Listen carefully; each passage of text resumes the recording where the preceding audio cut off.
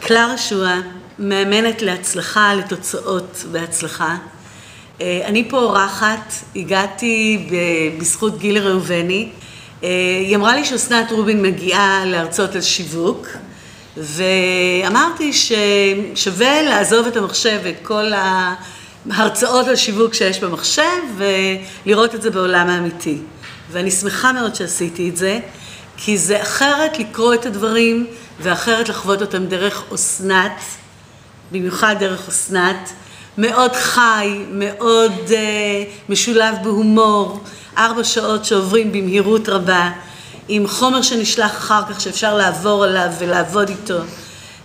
דברים שמאוד מאוד חשובים כשהולכים להרצאות מקצועיות כאלה, מאוד מקצועי, מאוד פרקטי. בהחלט לקחתי הרבה כלים איתי לדרך, במיוחד את אמילי. אז מה יוצא ללקוח מזה?